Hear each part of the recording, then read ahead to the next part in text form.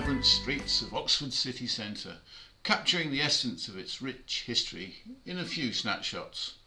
And what better way to fuel the adventure than with a relaxing coffee in the famous Covered Market, built in 1774 and still in use.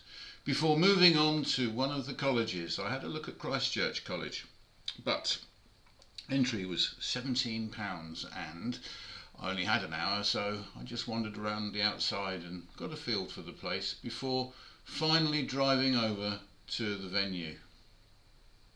So here I am. What time is it? It's 4:30. I've just arrived at the Masonic Centre. The first of some of the brothers are arriving for a meeting at 6. There it is. It's forwards, just outside Oxford. Very nice little building, sort of Tudor style. And I'm really looking forward to meeting some of the brethren here and seeing what goes on. I shall talk to you all later. And here I am in the lodge room, where I had a chance to sit down and have a chat with one of the senior brethren at Carfax. Okay, I'm David Laidlaw.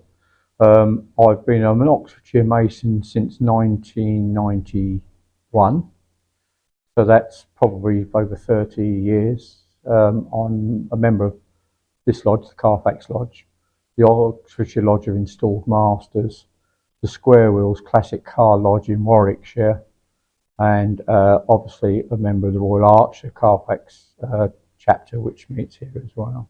How do you feel about the drive to bring the craft and the chapter closer together? Yeah, I've always considered it to be a more or less a single entity. We, as a chapter attached to this lodge, we do drive membership of chapter quite strongly. And we have our own piece of ritual at the end of the third degree that we deliver to each candidate, which more or less enforces that point and more or less directs our members to become Royal Arch Masons. I've always been an individual, even as a small child, wanting to belong to groups, gangs. We all did. We all wanted to be included. And my professional career was, I worked for the Fire and Rescue Service for 42 years, which again is a group of people. So my whole life has been structured around that type of environment. So joining Freemasonry was almost inevitable, and that's why I took to it quite quickly. And it has without doubt changed my life, my understanding of how to support people and give as much as I can to our community and that sort of stuff. It suits my persona. Carfax Lodge is a lodge that was founded in 1938. It was founded for the car factory. As you know, Oxford is synonymous with the car factory, and it still is, as you know, the Mini is made here. And it was formed to allow visiting superintendents and managers that were attending the factory. And in 1938, you're talking about a massive employer of Oxfordshire, 30,000 people.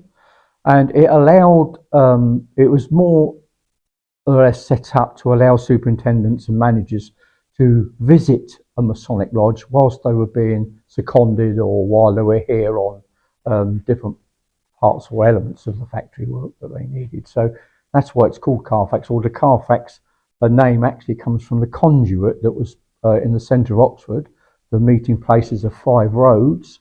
And strangely enough, the Carfax conduit itself sits in a field across the road from this particular building.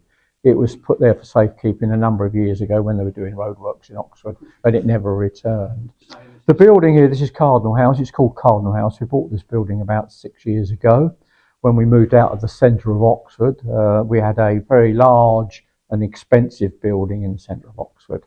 And like all things, the 2008 recession didn't help, etc., etc. Well, we couldn't find a building suitable in the centre of Oxford that, unfortunately, we were competing with the universities. So any decent building that came up that would be suitable, we couldn't effectively match the university finances. So we came out Oxford slightly, and Cardinal House here at Marsh Borden was remodelled slightly, and we've had it running for about 5 years. 5 years. Really lovely place. It's a modern temple. Yeah. We designed it so that you could use this room for other things. That's why there's not too much Masonic regalia hanging on the walls. The idea was that you could turn it into a reception for weddings and other functions.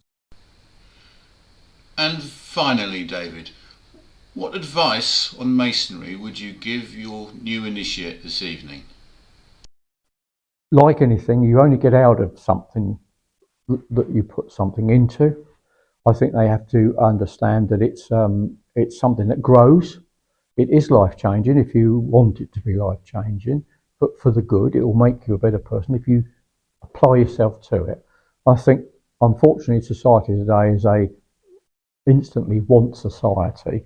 So I would just say to them, stick with it if you can. Enjoy it. Engage yourself with it. I've got half a dozen lifelong friends, and they're all Masons, i.e. I've met them through Masonry. People that you could call in the middle of the night and say, I'm in trouble, I need help, and I know they would respond to me. So it does offer you some great things, and obviously socially, it's one of those organisations that thinks if you take to it, and I know not everybody takes to it, if you take to it, it's a magnificent fraternity. After my chat with David, we went into the lodge room where I was joined by the Provincial Grand Charity Steward of Oxfordshire, where I received a very generous donation from the Brethren of Carfax Lodge and from the province of Oxfordshire, and I'd like to thank you all for that. Then it was the festive board, and a great time was had by all. It's been a few days since my visit to Oxfordshire, and I've had time to reflect. And what a great time I had. The lodge room itself was really well appointed. They've got a little tiny one in the Forell of Eyes next door. The work inside was exemplary, very similar to what I'm used to, with a few minor differences. And then there was the festive board. Great food, great company, really good fun.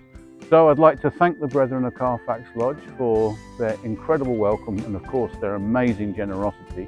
Particular thanks go to Brother Secretary, the Worshipful Master, and to David for sitting down and letting me grill him on his time in Freemasonry.